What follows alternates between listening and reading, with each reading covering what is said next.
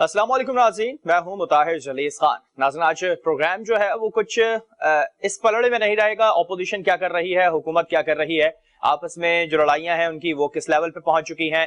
हम इस पे ज्यादातर बात नहीं करेंगे, हालांकि हम इस चीज पे करेंगे कि मौजूदा सियासत या मौजूदा हुकूमत जो कारकर्दगी अपनी दिखा रही है उससे पाकिस्तान पे क्या इम्पैक्ट पड़ रहा है, खासतौर पर पाकिस्तान की मईशत को लेकर, और इसके साथ साथ जितने भी सूबे हैं पाकिस्तान के वो इस तरह इससे किस तरह मुतासिर हो रहे हैं, इस पे ही बात करेंगे। और जिस तरह से अब बहुत करीब है आजाद कश्मीर के इलेक्शन, जिसपे पीटीआई खासी पुख्ता नजर आती है कि वो जीतते हुए दिखाई देंगे, लेकिन इससे पहले मुस्लिम लीग नून ने जो वहां पर मैदान मारा था, राजा फारूक हैदर साहब वहां पर वजीर आजम बने थे, उन्होंने किस तरह से तमाम चीजें अपने हाथ में करी थी वो भी उस वक्त का जो गुजरा हुआ वक्त था वो ज्यादा तरीके से बयान कर सकता था। लेकिन अभी जो वहां मौजूदा सूरत हाल है वो पीटीआई के पलड़े में ज्यादा दिखाई दे रही है। इसी साथ जो मौजूदा सूरत हाल पीडीएम के हवाले से है, सियासी गर्मा गर्मी लेने के साथ साथ इसके बाद जो हुकूमत के लिए टफ टाइम शुरू हो रहा है, खासतौर पे जो लॉन्ग मार्च की तरफ पीडीएम जा रही है, उस पर ही बात करेंगे कि किस तरह से वो हुकूमत को टफ टाइम दे रहे हैं या हुकूमत इससे बिल्कुल भी डरी हुई नहीं है और उसके जो जितने भी काम हैं वो बखूबी अंजाम दिए जा रहे हैं। कोई उनकी जो सफ़े है उसमें किसी तरह का कोई परेशानी का कोई अंसर नजर नहीं आ रहा। सूरत हाल क्या है, किस तरह से चीजों को देखा जा रहा है, इसी पे आज बेबाक तज्जिया होगा, क्योंकि आज हमने स्टूडियो में अपने दोनों तज्जिया निगार को दावत दी है। उन साहब का तारुफ कराते हैं। सबसे पहले हमारे साथ तशरीफ फरमाए मोहम्मद अकमल साहब हैं। आपको खुशामदीद कहते हैं, आपने प्रोग्राम के लिए वक्त निकाला और आपके तजिए से यकीनी तौर पर मुस्तफीद होंगे। उन्हीं के साथ तशरीफ फरमा है अली हुमायूं मिर्जा साहब, आपको खुशामदीद कहते हैं और आपके तजिए से भी यकीनी तौर पर बहुत कुछ सीखने को मिलेगा, हमें भी खास तौर पे, और शायद हो सकता है हुकूमत को सीखने में मिल जाए। अकमल साहब, मैं पहले आपकी तरफ आऊंगा। मैंने अपना जो अभी इंट्रो शुरू करा खास तौर पे हुकूमत को लेके और जिस तरह से हुकूमत के काम है और जितने भी उनके ऊपर क्रिटिसाइज किया जा रहा है या वो अपने काम को किस तरह से डिफाइन कर रहे हैं, इससे पाकिस्तान पे क्या इम्पैक्ट पड़ रहा है, पाकिस्तान की मईशत और जितनी भी सूरत हाल है मंसूबों को लेके, जिस तरह भी देखा जाए पाकिस्तान को, क्या कहेंगे किस तरह से ज्यादा असरअंदाज कर रही है पीटीआई? देखिए, पीटीआई की गवर्नमेंट को जो मेजर चैलेंज है ना, मेरे हिसाब से वो पीडीएम वगैरह मतलब न्यूज़ वगैरह में अगर देखा जाए तो वो ये कोशिश की जाती है कि पीडीएम को शो किया जाता है कि ये बहुत ज्यादा टफ टास्क दे रही है, जबकि मेरे हिसाब से जो गवर्नमेंट को सबसे ज्यादा टफ टास्क मिल रहा है वो है इन्फ्लेशन, जिसे हम उर्फ आम में महंगाई कहते हैं। तो महंगाई की वजह से गवर्नमेंट को सबसे ज्यादा प्रॉब्लम है, और हमारे यहाँ जो महंगाई की शरह जो है वो दीगर खिते के ममालिक से, बांग्लादेश, इंडिया और चाइना से ज्यादा रही है पिछले 2 साल में, खास तौर पर जब से पीटीआई की गवर्नमेंट है। बिल्कुल। और जो महंगाई की शरह है और उसमें फिर मजीद उसको हम डिटेल में लेके जाएं तो उसमें जो कंज्यूमर प्राइस इंडेक्स है या जो लोगों की अशिया जरूरियां हैं वो उनकी कीमतों में तो 14 से 15% जो है ना वो 14 से 15% पे रहा है वो सीपीआई जिसकी हम बात करते हैं। तो इसके ऊपर जो है ना गवर्नमेंट को ज्यादा फोकस करना चाहिए सबसे पहले, क्योंकि देखें जो पीटीआई है वो बुनियादी तौर पे खान साहब भी जो है ना वो ये स्टांस लेके आए थे गवर्नमेंट में कि वो करप्शन का खात्मा करेंगे, लेकिन अनफॉर्चुनेटली अब तक अगर आप देखें कोई 2.5 साल होने वाला है उनकी गवर्नमेंट को, 3 साल ही होने वाले तकरीबन, लेकिन अब तक वो करप्शन का कोई मेजर रिकवरी नहीं कर चुके। देखें, अगर चंद अरब रुपयों की रिकवरी को आप मेजर रिकवरी कहते हैं तो इनसे तो मतलब ऊंट के मुंह में जीरा वाली बात है। मतलब चंद अरब रुपयों की रिकवरी तो हमारे यहाँ पे एक 18-19 ग्रेड के किसी करप्ट ऑफिसर को भी आप रखेंगे ना तो उससे भी ये रिकवरी हो जाएगी। तो बेसिक जो रिकवरी थी that was in billions of dollars, जो इस वक्त सबसे मेन मसला है। तो उसमें हुकूमत बुरी तरह नाकाम हुई है कि रिकवरी नहीं हुई है, शोर ज्यादा मचा है कि फलां के खिलाफ एहतसाब हो गया, ये हो गया, वो हो गया। तो अभी तक सिर्फ और सिर्फ बातें हुई हैं, एज सच कोई कारकर्दगी कुछ नहीं है। भाई सही है, आपने कहा हुआ है कि ये हम करप्शन से पैसा निकालेंगे, तो 3 साल हो गए अभी तक, तो आपने कोई बहुत खातिर ख्वाह है, मतलब अगर कोई चंद एक कोड कर देंगे या 10-12 अरब रुपए की रिकवरी करे, दिस इज नथिंग।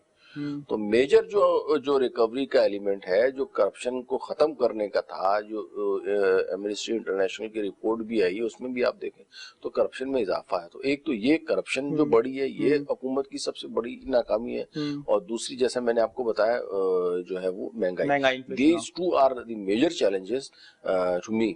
अगर इन दोनों के ऊपर गवर्नमेंट काबू पा लेती है तो फिर पीडीएम हो या दीगर सियासी मामलात जो हैं वो तो चलते ही रहेंगे।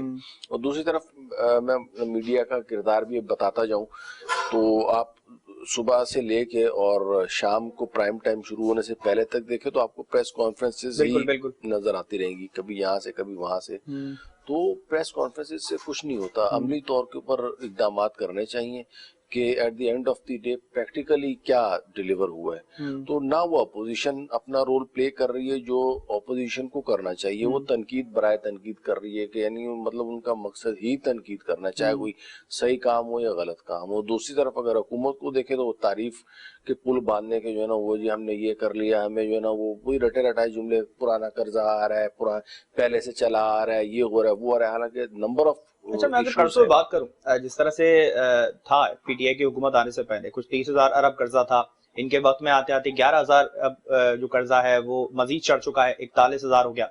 तो किस तरह से कर्जा चढ़ाया जा रहा है, इसको उतारने के लिए कहां से पैसा दिया जा रहा है, और जो रिकवर किया नैब ने भी 500 अरब रुपए तकरीबन कुछ रिकवर किए थे, वो भी कहीं पता नहीं चले कि कहां गए, कौमी खजाने में डाले गए, तो उसको कहां यूटिलाइज किया गया, उसको किस तरह से इस्तेमाल किया जा रहा है, आपकी नजर में क्या है ये?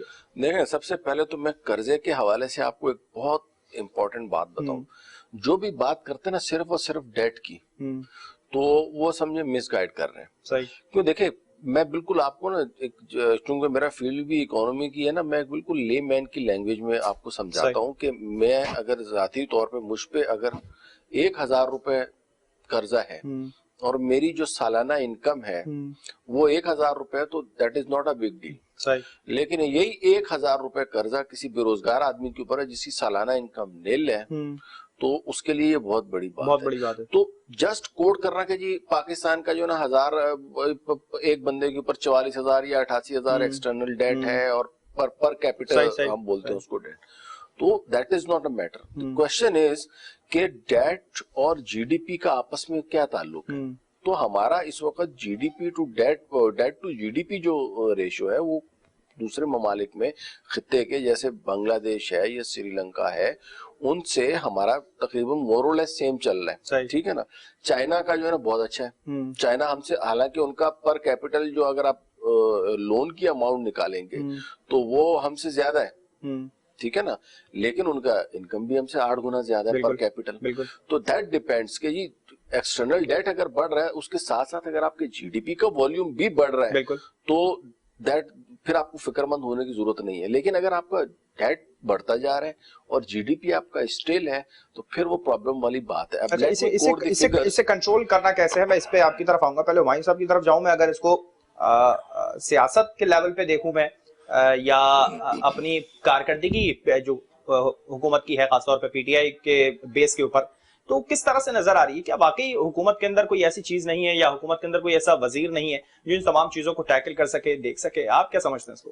देखिए, अर्ज ये है कि ये एक्चुअली मैं गुज़िश्ता प्रोग्रामों में मुख्तलिफ चैनल्स पे बात मैंने सियासी हवाले से की है। आप जो बात कह रहे हैं ना, ये सारे मामलात वहां पर अच्छे होते हैं, बेहतर होते हैं जहां पर एक मजबूत जमहूरियत कायम होती है। बिल्कुल। बदकिस्मती से हमारे मुल्क के अंदर ये आपको भी पता है, आप भी देख रहे हैं, हम भी देख रहे हैं, यहाँ पर जो डिक्टेटरशिप रही है ना, जैसे मिसाल के तौर पे अयूब खान, जियाउल हक, याहिया खान, परवेज मुशर्रफ, ये ऐसे जो डिक्टेटर्स आए हैं ना, उन्होंने इस मुल्क की जमहूरियत को नाकाबिले तलाफी नुकसान पहुंचा। बिल्कुल। अब जो मौजूदा सूरत हाल है, यानी सन 2018 का इलेक्शन, तो मैं आपसे पूछता हूँ, आप वो उस 2018 के इलेक्शन से मुतमईन है? नहीं, उस वक्त जब बयानात थे कंटेनर पर खड़े होके इलेक्शन से पहले उस वक्त तो तकरीबन पूरा पाकिस्तान ही मुतमईन हो गया था।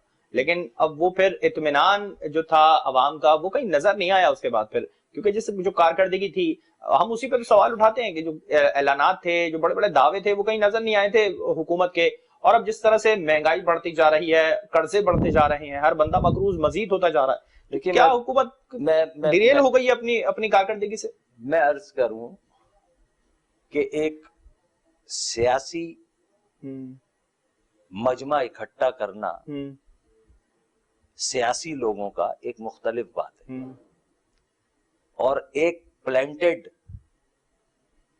इज्तिमा करना जो कि कहीं से कहीं तक सियासी नहीं है, उसमें बेइंतहा फर्क है। वो क्यों, किन लोगों ने वो अरेंजमेंट की थी, सही, उस धरने की और उस कंटेनर की, वो सब पर है। बिल्कुल। तो उसमें वही ऐसे ही लोग तो जिम्मेदार हैं जिनका मैंने अभी जिनकी तरफ इशारा किया। बिल्कुल बिल्कुल। तो अब भाई अर्ज ये है कि अब मुस्तकिल हम पीडीएम के बारे में सुबह से शाम तक सुनते थे जब से बनी है कि जी बस पीडीएम जो है वो फारिग हो गई, टूट गई, पीपल्स पार्टी निकल गई, पीपल्स पार्टी उनका साथ नहीं दे रही। ऐसा कुछ नहीं हुआ। तो आपने क्या देखा, आपने क्या देखा? मौजूदा हुकूमत इस वक्त जो अपनी कारकर्दगी दिखा रही है वो सिर्फ इस वक्त दिखा रही है कि हम ऑपोजिशन से किस तरह लड़ें या उनको किस तरह से डिग्रेड किया जाए, बनिस्बत इसके कि वो महंगाई को कंट्रोल कर सके, या उनके पास कोई ऐसा प्लान नहीं। जैसे खान साहब ने कहा था कि मेरे पास कोई ऐसी अभी प्लानिंग नहीं है जो मैं चीज को हैंडल कर सकूं। तो आपकी नजर में क्या नजर आया? क्या वाकई हुकूमत के पास नहीं है या सिर्फ वो ऑपोजिशन को दबाने के लिए मुसलसल लगी हुई है? देखिए मेरी बात यह है, मैंने आपसे एक बात बताई कि जिन ममालिक में जमहूरियत मजबूत नहीं होती वहां पर यही हाल होता है, और मैंने उसके आप मिसालें भी आपको बिल्कुल बिल्कुल बिल्कुल।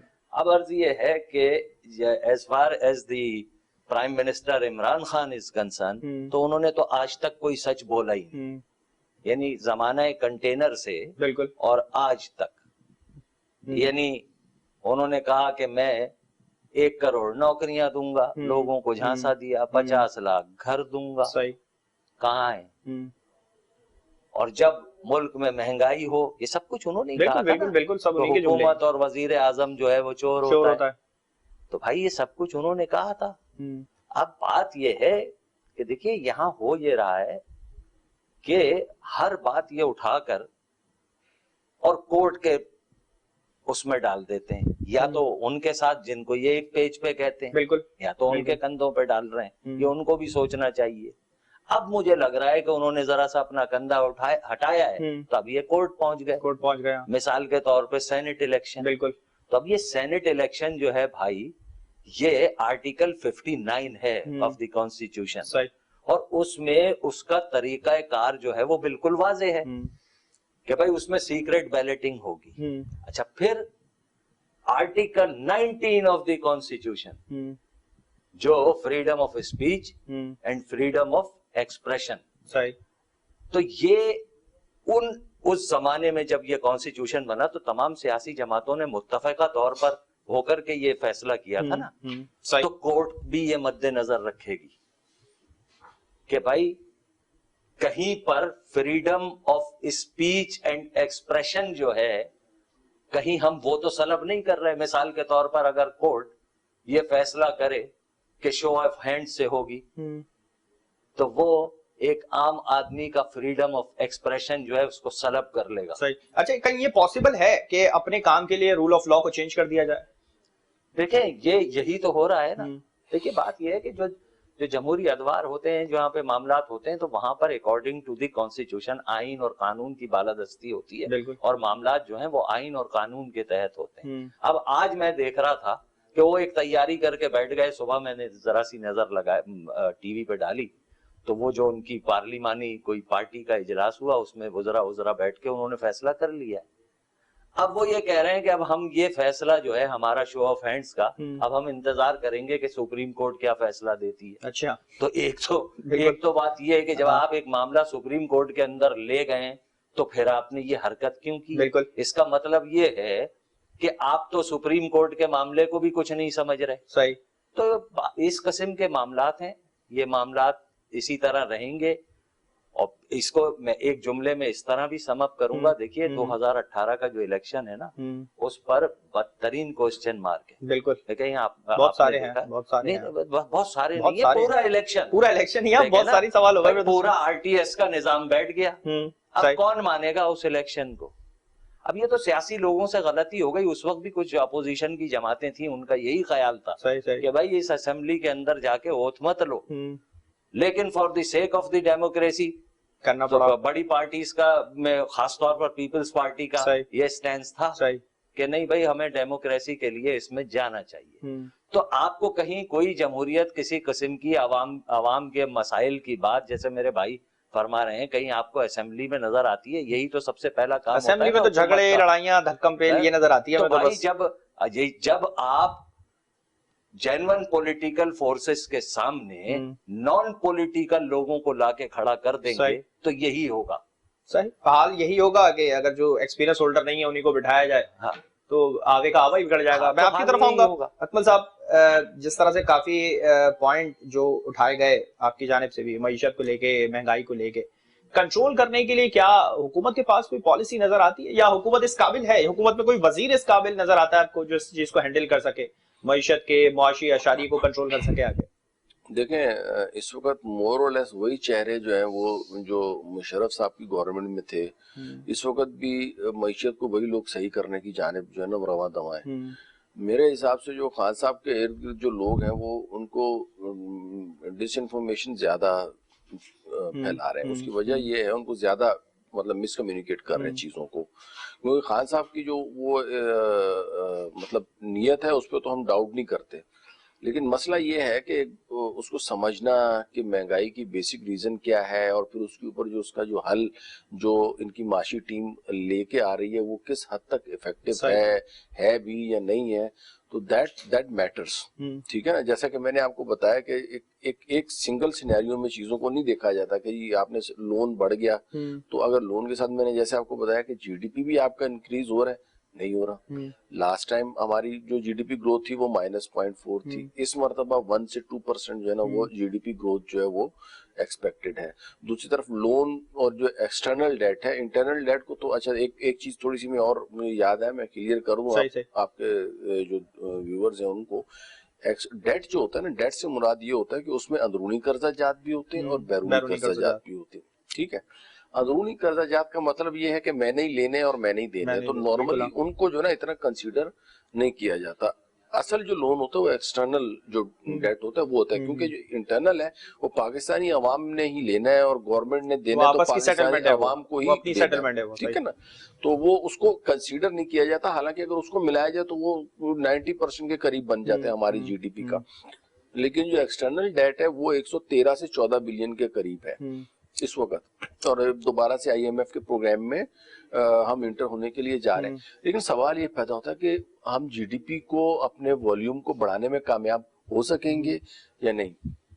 मेन जो फोकस करना है वो है जीडीपी। अगर आपकी जीडीपी ग्रोथ कंसिस्टेंट रहती है, ठीक है ना, जिसको 2 या 3 साल का टाइम है, और अगर 5 से 6% हमारे जैसे डेवलप्ड कंट्री के लिए 5 से 6% को अचीव करना, that is a good figure. हालांकि 7 से 8% भी हुई है, लेकिन थोड़ी बहुत उसमें मैनिपुलेशन भी हो जाती है।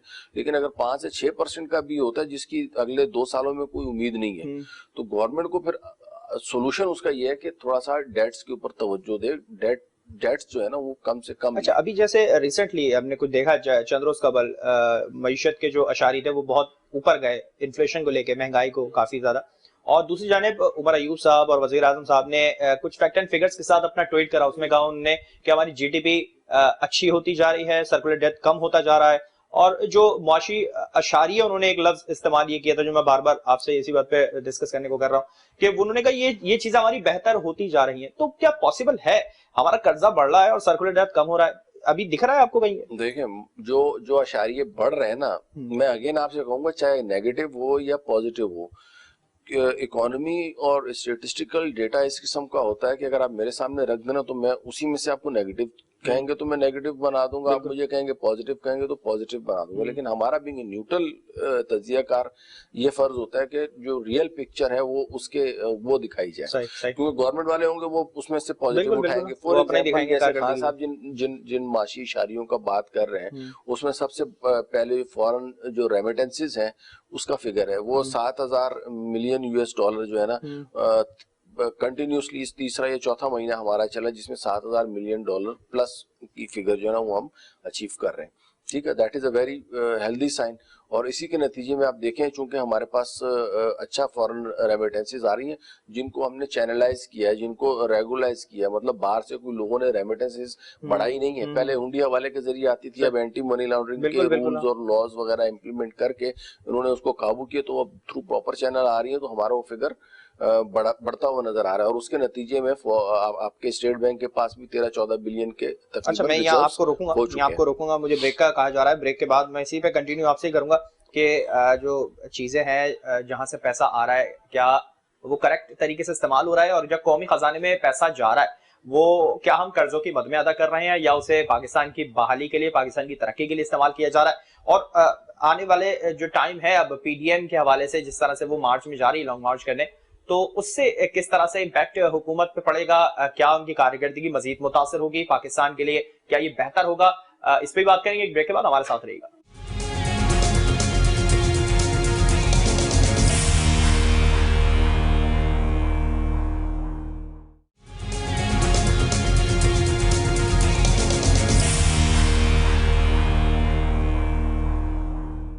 वेलकम बैक नाज़रीन।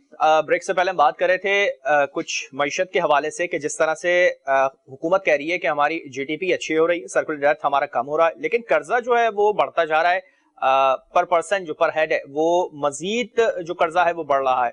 किस तरह से बंदा मकरूज हो रहा है, और जिसके बाद अगर अवाम परेशान है तो वो किस वजह से परेशानी, का मौजूदा हुकूमत ये परेशानी का बाइस है, या पिछले अदवार में गई हुई हुकूमत उनकी कारकर्दगी, या उन्होंने जिस तरह से मईशत को धक्का दे के चलाया वो मुतासिर कुन नजर आई है। मैं पहले हुकूमत की कारकर्दगी पे आऊं तो आपकी तरफ आऊंगा वहीं सब, मैं इसके बाद फिर मईशत के पॉइंट ऑफ व्यू की जाऊंगा।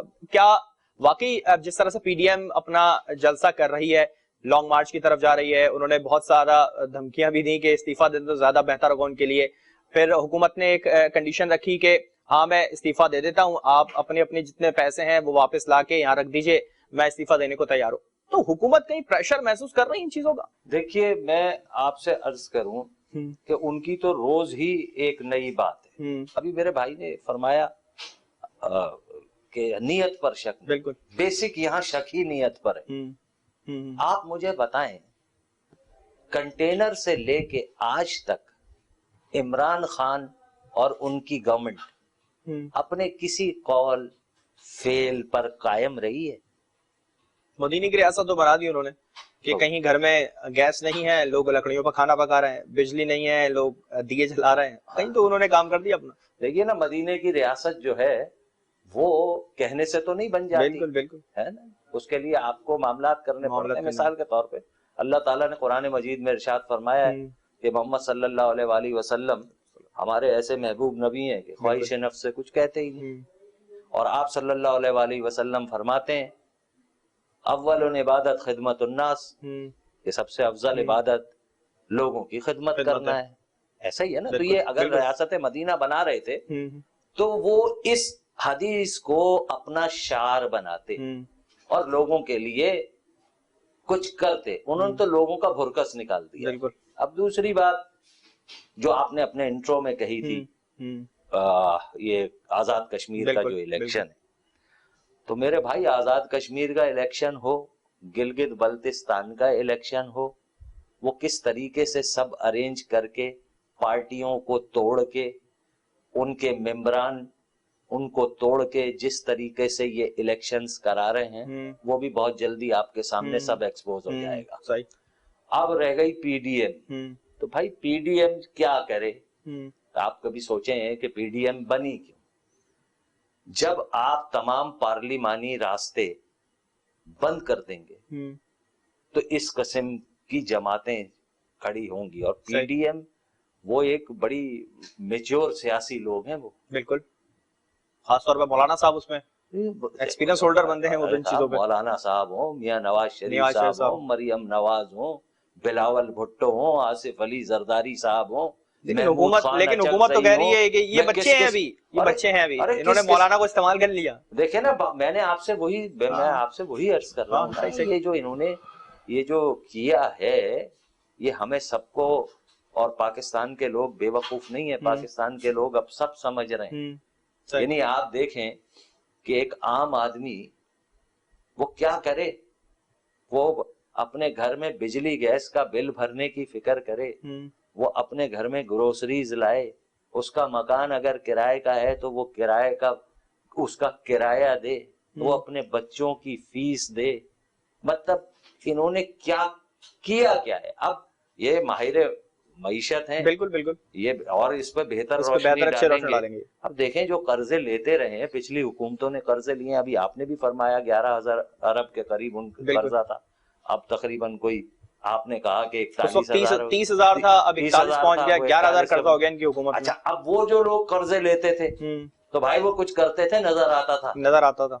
यानी बिजली के प्लांट्स लगे हैं, ऐसा हुआ है, बिल्कुल लगे, इंफ्रास्ट्रक्चर के ऊपर कितना काम हुआ है, हॉस्पिटल्स बने, मतलब ये सब कुछ हुआ है। आपने किया क्या है, पैसे लेके वो कहां गए भाई, इनसे भी कोई पूछेगा? या सब जवाब जो है वो पीडीएम देगी, या नवाज शरीफ देगा, या आसिफ जरदारी साहब देंगे, या ये कोई तरीका है? ये किस किस्म का एहतसाब है? यानी वो किधर गए, वो चीनी चोर माफिया, आटा चोर, वो पेट्रोल चोर, वो दवा चोर, वो किधर गए? खान साहब तो ये कह रहे हैं ये तमाम चोर तो पीडीएम के अंदर बैठे हैं, मैं इसीलिए तो इन पे शिकंजा कस रहा हूँ। बस यही तो, अब ये तो देखे ना, अब ये अवाम बेहतर जज है, वो फैसला करेंगे।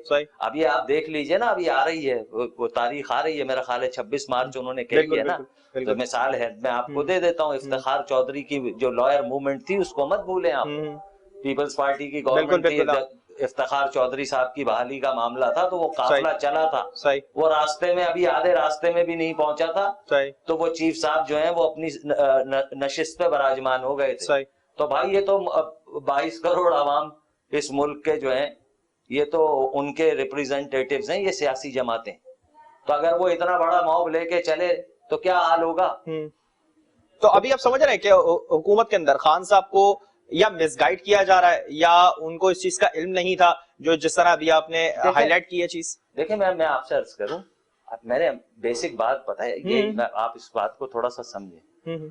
खान साहब he is acting like a dictator.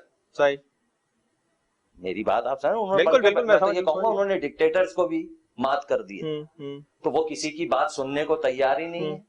उन्होंने तो बस जो फैसला, वो आए हैं सिर्फ एक काम वो कहते हैं कि जी मैं एनआरओ नहीं दूंगा। भाई आपसे एनआरओ मांग कौन रहा है? कह कह के लोग थक गए, और मैं गुज़िश्ता कई चैनल्स पे बात कह के आया हूं, मैं दोबारा उसको दोहरा देता हूं। देखिए, एनआरओ, ब्रेडशीट, पैनामा, ये आवाम का मसला नहीं है, आवाम का मसला है रोटी रोजगार। अच्छा, अब आप एनआरओ की बात करते हैं, आ जाएं उस पर। तो एनआरओ भाई इस मुल्क में एक हुआ, वो किया परवेज मुशर्रफ ने, and he was a dictator, बस सही है, ठीक है, उसने एनआरओ किया, लेकिन वो क्या उस एनआरओ के नतीजे में मियां नवाज शरीफ की गवर्नमेंट बहाल हो गई थी और वो दोबारा वजीर आजम हो गए थे? ऐसा नहीं था। इलेक्शन हुआ था, जनरल इलेक्शन हुआ, लोग इलेक्ट होकर के आए, तो भाई किस बात का एनआरओ? तो यानी इसको इस तरह देखा जाए कि हुकूमत के लिए लॉलीपॉप के तौर पर इस्तेमाल हो रहा है। अच्छा, पीडीएम का मुतालबा क्या है? बेसिक, इस मुल्क के अंदर आइन और कानून की बालादस्ती, प्लस वो कहते हैं जी 2018 का इलेक्शन बुरी तरह चोरी किया गया, और आप ये कहते हैं कि नहीं जी आवाम जो है वो मेरे साथ है, तो सबसे अच्छा है लेट दी पीपल डिसाइड। मैं तो कहता हूं उनके लिए बाइज्जत रास्ता यही है कि वो इस्तीफा देके और इस मुल्क में इलेक्शन हो जाए, पता चल जाएगा पीडीएम कितने पानी में है और आप कितने पानी में, सब पता चल जाएगा। पीडीएम का तो यही रुके कि खान साहब इस्तीफा दें, वो तो कह रहा है मैं दे दूंगा इस्तीफा, आप जो पैसा चोरी करके लेकर गए वो तो रख दें यहाँ पर। देखें, ये तो आपको लग रहा है कि पिछले अदवार में इतना पैसा चोरी हुआ है कि खान साहब इस बात पे बजट देंगे मैं इस्तीफा जब भी दूंगा? अरे भाई, तो मैंने तो नहीं कहा, इन्होंने ही कहा है ना, इनके वज़रा हैं जो अब आजकल वो सब कहते थे ना कि भाई जब ये हमारी हुकूमत आएगी तो हम 100 दिन में जितने पैसे लूटे सब वापस कर देंगे, एक पैसा नहीं ला सकते। कल, अब आपके कहने से क्या होता है भाई, कल जो है वो कौन सा था वो बर्तानिया के अंदर वो जो डेली मेल वाला जो इन्होंने मुकदमा जो किया था, आप देखिए उन्होंने क्या फैसला किया। उसने कह दिया कि भाई उसकी इज्जत जो है उसकी आपने हतक की है और उसके खिलाफ कोई मनी लॉन्ड्रिंग के और इसके सबूत नहीं है। और किधर गए भाई तुम्हारे दावे हैं? यहाँ पर रोज सुप्रीम कोर्ट जो है किसी ना किसी केस के अंदर वो रिमार्क्स देती है कि नैब जो है अपनी औकात में रहे, ये पॉलिटिकल इंजीनियरिंग का इदारा है। तो इसका सरबराह वो इमरान खान बना हुआ है भाई, माजरत के साथ, है ना, वो इसको चला रहा है और वो सिर्फ जो बात करे उसको नैब ले जाएगी। ये कर रहे हैं वो, तो इसके अलावा उन्होंने और कोई काम नहीं किया। वो उनका जाती फेल है कि अगर उन पे कोई उंगली उठाए तो वो शायद कह दें कि नैब ले जाए उन्हें उठा के। अब नैब ऐसा इदारा तो नहीं है कि वो किसी को भी एक इमरान खान साहब के बयान पे उठा के ले जाए, वो जब तक सबूत नहीं हो कैसे उठा सकते। देखें आप मेरी अर्ज सुन लें मेरे भाई, बात ये है मेरे दोस्त, यहाँ पर जो अदलिया तो मौजूद है ना, बिल्कुल बिल्कुल, लोअर कोर्ट भी मौजूद है, हाई कोर्ट भी मौजूद है, सुप्रीम कोर्ट भी मौजूद है। तो आपने ये किस चक्कर में नैब का इदारा बनाया है? ये अकाउंटेबिलिटी के लिए। अरे किस बात की अकाउंटेबिलिटी भाई? कहीं कुछ तो अशारिये पेश की जाए, अगर अदालत भी मांग रही तो नैब से तो मांग रही है। मेरी अर्ज तो सुन ले भाई, एक सिंगल पैसा तो मुझे बता दें जो इन्होंने सियासतदानों से रिकवर किया हो, मुझे बता दें भाई, आप बता दें। ये ऐसी बात नहीं है, ये पॉलिटिकल इंजीनियरिंग का इदारा है और मुस्तकिल पॉलिटिकल इंजीनियरिंग कर रहा है। अब ये इन सियासतदानों की बहरहाल, ये मैं चलिए कितना रिकवर किया, मैं इसी पे अकमल साहब से नहीं वो जो पैसा भाई डिटेल में मांग लेता हूँ, मैं इसी चीज पे इनसे रिपोर्ट मांग लेता हूँ कि इतना कर लिया उतना कर लिया। भाई लोग नहीं मानते, लोगों को डिलीवर करो, लोगों का मसला रोटी रोजगार है, दो उनको। जो तुमने कहा था 50 लाख घर दूंगा, 1 करोड़ नौकरियां दूंगा, दो। तो चलिए मैं अकमल साहब, मैं आपकी तरफ आऊंगा, मगर अब डिटेल में इस पे मुझे पॉइंट चाहिए होगा आपका। मुझे ब्रेक का इशारा किया जा रहा है, मैं उसके बाद आपसे ही इस पे तकरीबन तमाम चीजों को लेके मईशत के पॉइंट लूंगा कि किस तरह से हुकूमत कौमी खजाना भर भी रही है या नहीं, या जो पैसा आता जा रहा है वो जैसे पीडीएम कहती है कि इनके पेटों में जा रहा है, इनकी जेबें भर रही हैं, क्या वाकई जेबें भर रही हैं? और जिस तरह से अब आईएमएफ की तरफ एक बार फिर से रुख किया जा रहा था, आईएमएफ ने जो इक़्तिसाद की सूरत में पैसा कहा था कि हम इक़्तिसाद की सूरत में लेंगे, कितनी किस्त वो ऐसी हैं जो जमा की गई हैं और कितनी अभी देनी बाकी है? क्या उससे मजीद हमारा जो कर्जा है वो हाईलाइट होता हुआ नजर आएगा, या इससे हमारे जो कर्जे हैं वो कुछ कम होंगे, हर बंदा मकरूज होता जाएगा या नहीं? इस पे भी बात करेंगे। एक ब्रेक के बाद हमारे साथ रहेगा।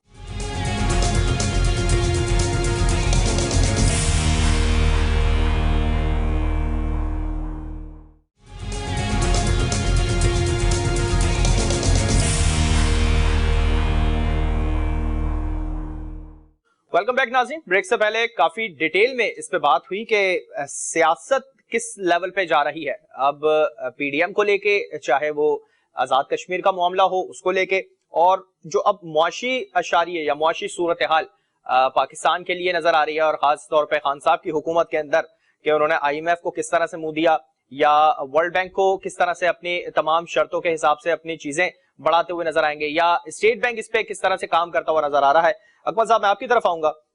ब्रेक से पहले आपसे ही बात करने की कोशिश कर रहे थे कि पाकिस्तान के अंदर आईएमएफ का काफी अमल दखल दिखाई दिया, इसके साथ साथ वर्ल्ड बैंक जो अपनी शराइत जो है वो काफी लागू करता हुआ नजर आया। क्या पाकिस्तान की जो मईशत है वो इस काबिल है अब इन चीजों को हैंडल कर सके, आईएमएफ की शर्तों को, वर्ल्ड बैंक की शर्तों को? आईएमएफ के तो हम पैकेज में ऑलरेडी गए हुए ना। आईएमएफ ने जो पाकिस्तान के लिए जो लोन अप्रूव किया था, तो वो तो कोरोना की वजह से बीच में उसकी इंस्टॉलमेंट्स, उनकी तरफ से जो पैसे आने थे वो भी रुक गए थे, और दीगर भी मसले मसाइल हुए थे। लेकिन और दूसरा, वर्ल्ड बैंक की आप बात करें, वर्ल्ड बैंक से पाकिस्तान अभी मेरे ख्याल में किसी प्रोग्राम में लोन के हवाले से नहीं गया, सिर्फ आईएमएफ के साथ जो है वो पाकिस्तान की लोन का एक पैकेज चल रहा है, जो कि अभी दोबारा से रिस्टोर होने के लिए जा रहा है। उसके बाद गवर्नमेंट को थोड़े से फंड्स वगैरह और मिलेंगे, ठीक हो गया। और इकोनॉमी की ओवरऑल सिचुएशन की अगर मैं बात करूं, देखें लास्ट टाइम हमारी जो ग्रोथ थी वो माइनस में थी। इस मरतबा उम्मीद है कि 1 से 2% के दरमियान ग्रोथ आएगी, तो ये एक अच्छा साइन है। इसमें कोई मतलब वो नहीं है। कोविड के बावजूद गवर्नमेंट ने इतना जो वर्किंग की है, टाइमली इन्होंने इंडस्ट्री को खोला और दूसरे जो डिसीजंस लिए हैं, उसका इम्पैक्ट तो बहरहाल हमारी जो है वो इकोनॉमी में आएगा। अब all that we need is consistency जो है ना वो होनी चाहिए पॉलिसीज में, ताकि जो हमारे एक्सपोर्टर्स हैं, जैसा कि आपको पता है कि एक्सपोर्ट्स भी हमारी जो वो बढ़ती जा रही हैं, इम्पोर्ट्स भी बढ़ रही हैं, ठीक है ना। तो ओवरऑल जो इकोनॉमी का वॉल्यूम है जिसको कहते हैं वो बढ़ रहा है। तो ये पॉजिटिव और हेल्दी साइन है और उम्मीद यही की जा रही है। और एशियन डेवलपमेंट बैंक ने भी रिपोर्ट यही दी है कि जो इन्फ्लेशन का फिगर है वो मजीद जो है वो थोड़ा सा 2021 अच्छा, आप समझते हैं कि आने वाले वक्त में जिस तरह से मईशत हमारी महंगी जो है वो मजीद बेहतर होने की जगह तो नहीं, मतलब मजीद खराब होने की तरफ जाती हुई दिखाई दे रही थी, क्या पॉलिसी में कोई चेंजिंग मुतवक्के है पाकिस्तान की इस हुकूमत की जानिब से? देखिए, पॉलिसी में अभी ट्रेड पॉलिसी है या दूसरी जो सनतकारों की फ्रेंडली पॉलिसीज अगर गवर्नमेंट लाएगी तो ट्रू फ्रेंडली, एक तो होती है कि वो टैक्स एविजन के तरीके बता दिए और उनको जो है ना वो लॉज के जरिए इंसेंटिव्स दे दिए और एक मरतबा फिर ब्लैक मनी का रास्ता खुल जाए, जैसा कि आजकल 5000 के नोट के हवाले से भी बड़ी डिस्कशन चल रही है। तो अब इसमें अगर गवर्नमेंट राइट डिसीजंस लेगी तो चीजें बेहतरी की तरफ जाना शुरू हो जाएंगी। मैं टिल डेट की बात कर रहा हूँ कि टिल डेट जो है ना वो कुछ अशारिये पॉजिटिव है, कुछ नेगेटिव है। जैसे रेमिटेंसेस का फिगर अच्छा जा रहा है, एक्सपोर्ट्स हमारी बढ़ रही हैं, लेकिन साथ साथ जीडीपी ग्रोथ जो है वो बहुत ज्यादा हाई फाई नहीं है in comparison with our external debt जो 114 अरब के करीब हो गए। दूसरी तरफ रिजर्व्स हमारे बढ़ रहे हैं। तो देयर आर सर्टेन सिम्टम जो अच्छे हैं, कुछ ऐसे इंडिकेटर्स हैं जो सही नहीं है। तो इसको बैलेंस करने की जरूरत है। मतलब ओवरऑल जो पोजीशन है मुझे 2021 और 22 में अगर ओवरऑल बात की जाए तो मुझे बेहतरी की तरफ जाती हुई नजर आ रही है। अच्छा, 21 और 22 के अंदर सनती जोन जो हमारा पाकिस्तान का जो सनती जोन है वो ऊपर जाता हुआ दिखाई दे रहा है 21-22 के अंदर या नीचे? देखिए, मैं आपसे कह रहा हूँ ना, ये डिपेंड करता है गवर्नमेंट की पॉलिसीज के ऊपर। हमारे अगर चीजें एक्सपोर्ट होंगी, अब एक्सपोर्ट के लिए जो बेसिक रॉ मटेरियल, जैसे इन्होंने भी ड्यूटी थोड़ी सी हटाई है उनके ऊपर रॉ मटेरियल्स के ऊपर, उसकी वजह से हमारी कॉस्ट जो है वो जो भी चीजें प्रोड्यूस होंगी तो उसकी कम होगी। इसी तरह पावर और फ्यूल की जो कॉस्ट है वो अगर इंडस्ट्रियल सेक्टर को ये लोग कम कर देते हैं और हमारे जो एंटरप्रेन्योर हैं जो चीजों को एक्सपोर्ट कर रहे हैं, अगर उनकी कॉस्ट कम होगी तभी वो इंटरनेशनल मार्केट में कम्पीट करेंगे ना। अगर कॉस्ट ही वो नहीं करेंगे और दूसरी चीज क्वालिटी को मेंटेन नहीं करेंगे तो हम कम्पीट नहीं कर पाएंगे। तो it depends on government policies जो अपेरेंटली इस वक्त 2-3-4 जो स्टेप्स मुझे नजर आ रहे हैं, दे आर वेरी गुड। और 2021-22 में चीजें जाएंगी अच्छाई की तरफ। बाकी रहेगी बात पीडीएम के हवाले से, मैं थोड़ा सा बताऊं, ये इन लोगों का तो एक किस्म का ना, मैंने आपको जैसे बताया ना, एक ड्रामा है। मैं आपको पीडीएम पे ही सवाल करूंगा। मेरा एक इसी पॉइंट को लेके, मईशत को लेके, एलएनजी का जो सेक्टर था हमारा काफी ज्यादा अभी मुतासिर नजर आया था। हमारे जो बायर थे, हमारा जो जिससे कॉन्ट्रैक्ट हो रहा था, कॉन्ट्रैक्टर थे, डीलर थे, वो एकदम से बीच में से गायब होते हुए दिखाई दिए। जो हमें मार्च में जिसको साइन आउट करना था वो हमने फरवरी में कर दिया। और जिस तरह से लॉन्ग टर्म पॉलिसी थी और शॉर्ट टर्म पॉलिसी थी, ये दो पॉलिसी के अलग अलग रेट थे। हालांकि लॉन्ग टर्म को शॉर्ट टर्म पे खरीदा हमने और शॉर्ट टर्म को लॉन्ग टर्म पे खरीद लिया। तो इससे पाकिस्तान की जो एलएनजी के जो सेक्टर है वो किस तरह से मुतासिर हो रहा है? देखिए, एलएनजी के हवाले से जो मैं बात करूं, ये अगेन वही, जैसे आपको पता है कि हमारे यहाँ पे जो गैस है, नेचुरल गैस जो सुई से भी निकलती है, दूसरे मकामात पे भी, एक तो उसकी एक्सप्लोरेशन भी बड़ी कम हो गई थी, तो आहिस्ता आहिस्ता कम होती जा रही है, तो हमें अल्टरनेटिव सोर्सेज ऑफ एनर्जी के ऊपर जाना पड़ता है। तो एलएनजी की तरफ जाने का फैसला तो बिल्कुल सही था। लेकिन इस हवाले से जो पिछली गवर्नमेंट को जो क्रिटिसाइज किया जाता है वो ये किया जाता है कि उन्होंने रेट्स जो है वो बहुत ज्यादा कंपैरेटिवली रखे और उसमें किकबैक्स और कमीशन। लेकिन अभी तो बहुत हाई रेट पर उठाया है। वो चीज अभी प्रूफ बहरहाल नहीं हुई है। उस हवाले से भी इस गवर्नमेंट को, मैंने यही कहा ना, खान साहब को इर्द गिर्द जो लोग बैठे हैं वो सही से टाइमली बताते नहीं है। बिल्कुल, कि गंदम कब एक्सपोर्ट करनी है, कब उसको इम्पोर्ट करना है, चीनी कब एक्सपोर्ट करनी है, कब इम्पोर्ट करनी है, एलएनजी को कब अपने मंगवाना है। तो ये अब ये चीजें समझते समझते अगर इनके 5 साल गुजर गए तो फिर तो बड़ा मतलब समझे, वो गाड़ी को अगर आप किसी अनाड़ी ड्राइवर के हाथ में दे दें तो अब वो ड्राइवर की नीयत के ऊपर तो आप शक करें या ना करें, करते वो लेकिन वो कर ही देगा। तो कहने का मकसद ये है कि देखें, चीजों को राइटली डिसीजंस मैटर्स। अगर आपने राइटली और टाइमली डिसीजंस ना लिए तो प्रॉब्लम जो है ना वो क्रिएट होती है। राइटली अगर डिसीजन नहीं लिया, मैं जो मसला आ रहा है ना वो सिर्फ टाइमली डिसीजंस का ना लेना और राइट डिसीजंस का ना लेना वो आ रहा है। ठीक है, अब पीडीएम के मामले पे और जो आजाद कश्मीर के इलेक्शन है, क्या वो पाकिस्तान की भविष्य के लिए बेहतर होंगे? इस हवाले से फिर मैं हुमायूं साहब की तरफ। अच्छा, पीडीएम के हवाले से मैं बताऊं कि उसमें एक तो ये कि कोई सीनियर जो है ना वो है नहीं उसमें। मरियम नवाज है, मेरे ख्याल में उसको 1 साल हुए सियासत में आए हुए। इसी तरह बिलावल भुट्टो जरदारी, उनका भी कोई पॉलिटिकल बैकग्राउंड नहीं है, ना उनकी कोई पॉलिटिकल खिदमात है। बैकग्राउंड तो है, उनकी खिदमत नहीं कह सकते नहीं, पॉलिटिकल बैकग्राउंड से मुराद उनका जाती तो नहीं है ना, उनकी वालदा ने नहीं किया ना, तो अब हम कोई बादशाहत में रह रहे हैं कि नस्ल दर नस्ल गुलाम बनेंगे क्या? ऐसा तो अभी नहीं तो है अभी ना तो भाई, वही जो भी चलता हुआ आ सामने रहा है। आएगा वो क्वालिटी के सही, ऊपर आएगा, सही। और लीडरशिप, अगर ट्रू लीडरशिप आनी चाहिए, चाहे वो कोई भी हो, किसी भी पार्टी से हो, regardless of the fact, we are not here कि हम कोई गुलाम है। मैं तो इन चीजों को नहीं मानता हूँ। ये जो जदी पुश्ती जो है, चाहे वो किसी भी पार्टी का हो, तो I don't believe in this. ना मुझे इन लोगों में कोई कॉम्पिटेंसी भी नजर नहीं आती। ये सिर्फ जो है ना वो खानदानी विरासत में इनको मिली है।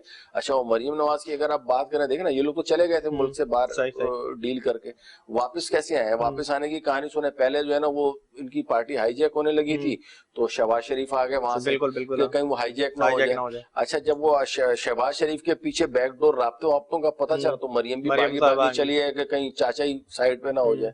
तो इन लोगों के अपने हैं, इन लोगों में वो करेज नहीं है कि इमरान खान की या किसी भी गवर्नमेंट को टफ टास्क दे सके। इन लोगों का माजी भी ऐसा है। इन्होंने जो करप्शन के बाजार गर्म करने थे, जो आज हम भुगत रहे हैं, इसमें कोई शक नहीं है कि इसमें पिछली गवर्नमेंट की जो नाअहली है और चीजों को अंडर द कारपेट ये लोग करते रहे, इसमें कोई दो राय नहीं है। ठीक है, मैं आजाद कश्मीर के पॉइंट की तरफ जाऊंगा कि जिस तरह से अगर वहाँ पीटीआई विन करती है, सीटें ज्यादा उनका पलड़ा दिखा जाए, तो क्या वहां पर भी जो दीगर सूबे जैसा हाल नजर आएगा? हो या गिलगित बल्तिस्तान हो, फाटा हो, वहां पे नॉर्मली जो है ना वो चढ़ते सूरज के हिसाब होता है, और गवर्नमेंट जो हुकूमत वक्त होती है नॉर्मली वही उसको करती है। इस माजी में भी यही देखा गया है, और फ्यूचर में भी जैसे गिलगित बल्तिस्तान में पीटीआई ने किया, तो वहां पे भी पीटीआई ही आएगी। वहां तो 2-3 सीटें लेके आई थी वो है। हमारे यहाँ पे तो मौरूसी सिस्टम है, चाचा पीटीआई में है तो भतीजा जो है वो पीपीपी में होगा, तो बंदे तो हुकूमत तो एक ही घर में रहनी है, तो एक ही घर में रहनी। फर्क पड़ना है। मैं आपकी तरफ आऊंगा, फिर मैं वाइंड अप की तरफ जाऊंगा। किस तरह से देख रहे हैं आप आजाद कश्मीर के मामले को, और खासतौर पे पीडीएम जो लेके जा रही है पाकिस्तान की सियासत को? एक तरफ इस्लामाबाद की तरफ अगर हम देखें तो वो भी गलत नहीं होगा, और आजाद कश्मीर का जो मामला है किस तरह से नजर आ रहा है आपको? असल में ये हमारे भाई है, ये मईशत पे ये बात कर रहे थे, बड़ी अच्छी बात कर रहे थे। हालांकि उसमें भी मैं इनकी कुछ बातों से इत्तेफाक नहीं करता, लेकिन मैं चुप रहा। अब साल ये है कि इन्होंने एक बात की, मौरूसी सियासत की, तो मेरे भाई यहाँ पर मौरूसी सियासत के लोगों ने अपने खून से इस मुल्क को सींचा है।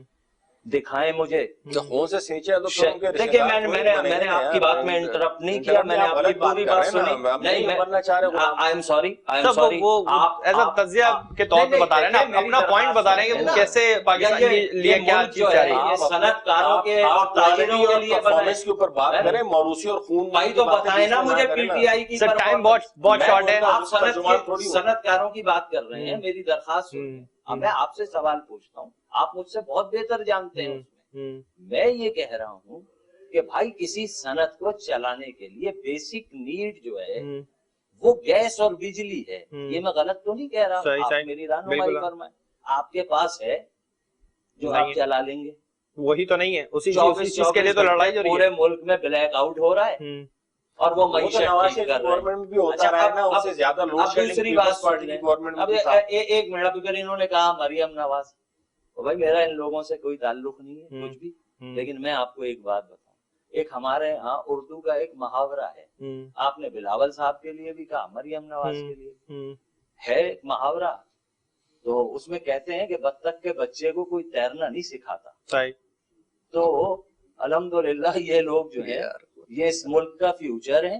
इंशाअल्लाह ताला ये जेन्युइन पॉलिटिकल फोर्सेस हैं, और इंशाअल्लाह ताला ये जितने भी नॉन डेमोक्रेटिक लोग इस मुल्क पर मुसल्लत कराए गए हैं, इंशाअल्लाह ताला बहुत जल्द इस मुल्क की आवाम उनको निकाल बाहर करने वाली है। तो आप ये समझते हैं कि पाकिस्तानी अवाम को इस काबिल कर दिया है कि अब वो बस सिर्फ जद्दी पुश्ती हुकूमत को ही बर्दाश्त कर सके, अलग से कोई बंदा आए तो उसको बर्दाश्त नहीं कर सकते? देखें ना, मेरी दरखास्त सुन लेना, लेट द पीपल डिसाइड। अगर लोग यानी इतने सब कुछ ये कह रहे हैं ना कि जी इतने खा गए उतने खा गए, पाकिस्तान का लिटरेसी रेट बड़ा मैटर करता है। ये तो खान साहब भी कह रहे हैं ना कि अगर मैं भी तो आया हूँ, मुझे भी तो अवाम ही लाए।